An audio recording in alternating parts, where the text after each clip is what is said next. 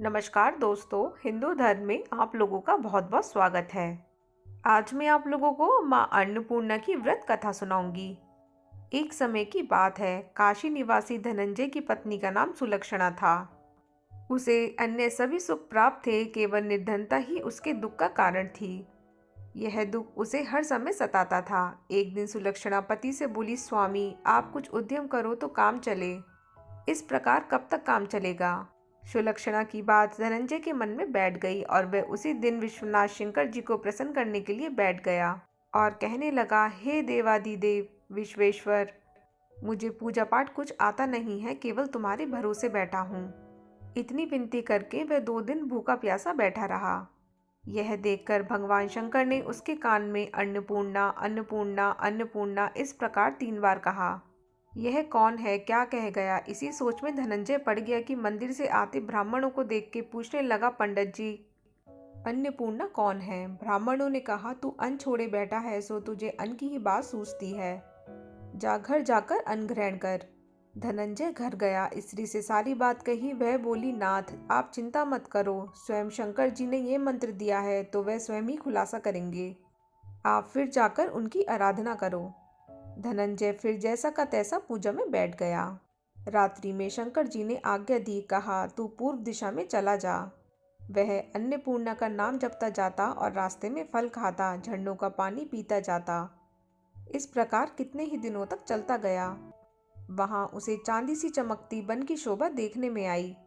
सुंदर सरोवर देखने में या उसके किनारे कितनी ही अप्सराएं झुंड बनाकर बैठी थीं। एक कथा कहती थी और सब माँ अन्नपूर्णा इस प्रकार बार बार कहती थीं। यह अगहन मास की उजेली रात्रि थी और आज से ही व्रत का आरंभ था। जिस शब्द की खोज करने में निकला था वह उसे वहां सुनने को मिला।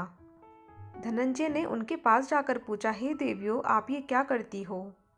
उन सब ने कहा, हम सब माँ अन्नपूर्णा का व्रत करती हैं। तब वह बोला कि इस व्रत को करने से क्या होता है, इसे कब किया जाए, कैसा व्रत है और इसकी विधि क्या है, मुझे भी कहो। तब वे कहने लगी कि इस व्रत को सब कोई कर सकते हैं। 21 दिन तक के लिए 21 गांठ का सूत लेना चाहिए। 21 दिन यदि ना बने तो एक दिन उपवास करें। ये भी ना बने तो केवल कथा सुनकर प्रसाद लें। निराहार रहकर कथा सुने। कथा सुनने वाला कोई ना मिले तो पीपल के पत्तों को रख सुपारी या धृत कुमारी वृक्ष के सामने कर दीपक को साक्षी कर सूर्य, गाय, तुलसी या महादेव को कथा सुनाए, मुख में दाना ना डालें। यदि भूल से कुछ पड़ जाए तो 1 दिवस फिर उपवास करें। व्रत के दिन क्रोध न करें और झूठ ना बोलें। धनंजय बोला, इस व्रत को करने से क्या होगा? वह कहने लगी, इसे करने से अंधों को नेत्र मिले, लूलों को हाथ मिले, निर्धन के घर धन आए, बाजी को संतान मिले, मूर्ख को विद्या आए। जो जिस कामना से व्रत करे माँ उसकी इच्छा पूरी करती हैं। वह कहने लगा, बहनों मेरे भी धन नहीं है, विद्या नहीं है, कुछ भी तो नहीं है, मैं तो दुखिया ब्राह्मण हूँ, मुझे इस व्रत का सूत दोगी? तब वह बोली, हाँ भाई तेरा कल्याण हो, तुझे देंगी, ले इस व्रत का मंगलसूत्र ले। धनंजय ने व्रत किया, व्रत पूरा हुआ। तभी सरोवर में से 21 खंड की सुवर्ण सीढ़ी हीरा मोती जड़ी हुई प्रकट हुई। धनंजय जय अन्नपूर्णा अन्नपूर्णा कहता जाता था। इस प्रकार कितनी ही सीढ़ियां उतर गया तो क्या देखता है कि करोड़ों सूर्य से प्रकाशमान अन्नपूर्णा का मंदिर है। उनके सामने सुवर्ण सिंहासन पर माता अन्नपूर्णा विराजमान है। सामने भिक्षा हेतु शंकर भगवान खड़े हैं। देवांगनाएं चंवर डुलाती हैं, कितनी ही हथियार बांधे पहरा देती हैं। धनंजय दौड़कर जगदम्बा के चरणों में गिर गया। देवी उसके मन का कलेश जान गईं। धनंजय कहने लगा, माता आप तो अंतर्यामिनी हो, आपको अपनी दशा क्या बताऊं? माता बोली, मेरा व्रत किया है, जा संसार तेरा सत्कार करेगा। माता ने धनंजय की जीवा पर बीज मंत्र लिख दिया। अब तो उसके रोम रोम में विद्या प्रकट हो गई। इतने में क्या देखता है कि वह काशी विश्वनाथ के मंदिर में खड़ा है। माँ का वरदान ले धनंजय घर आया, सुलक्षणा से सब बात कही। माताजी की कृपा से उसके घर में संपत्ति उमड़ने लगी। छोटा सा घर बहुत बड़ा गिना जाने लगा। जैसे शहद के छत्ते में मक्खियाँ जमा होती हैं, उसी प्रकार अनेक सगे संबंधी आकर उसकी बड़ाई करने लगे। कहने लगे, इतना धन और इतना बड़ा घर, सुंदर संतान नहीं तो इस कमाई का कौन भोग करेगा? सुलक्षणा से संतान नहीं है, इसलिए तुम दूसरा विवाह करो। अनिच्छा होते हुए भी धनंजय को दूसरा विवाह करना पड़ा और सुलक्षणा को सौत का दुख उठाना पड़ा। इस प्रकार दिन बीतते गए। फिर अगहन का मास आया। नए बंधन से बंधे पति से सुलक्षणा ने कहलाया कि हम व्रत के प्रभाव से सुखी हुए हैं, इस कारण यह व्रत छोड़ना नहीं चाहिए। ये माता जी का प्रताप है जो हम इतने संपन्न और सुखी हैं। सुलक्षणा की बात सुन धनंजय उसके यहाँ आया और व्रत में बैठ गया। नई बहू को इस व्रत की खबर नहीं थी। वह धनंजय के आने की राह देख रही थी। दिन बीतते गए और व्रत पूर्ण होने में 3 दिवस बाकी थे कि नई बहू को खबर पड़ी। उसके मन में ईर्ष्या की ज्वाला दहक रही थी। सुलक्षणा के घर आ पहुंची और उसने वहां भगदड़ मचा दी। वह धनंजय को अपने साथ ले गई। नए घर में धनंजय को थोड़ी देर के लिए निंद्रा ने आ दबाया। इसी समय नई बहू ने उसका व्रत का सूत तोड़कर आग में फेंक दिया। अब तो माता जी का कोप जाग गया।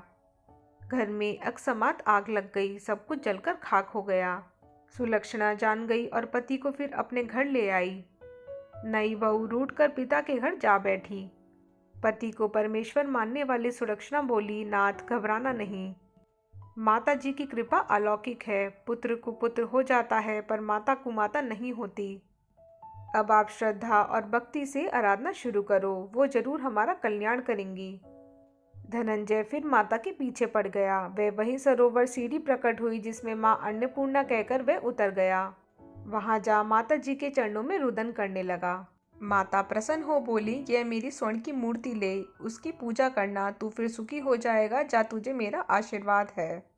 तेरी स्त्री सुलक्षणा ने श्रद्धा से मेरा व्रत किया है, उसे मैंने पुत्र दिया है। धनंजय ने आंखें खोली तो खुद को काशी विश्वनाथ के मंदिर में खड़ा पाया।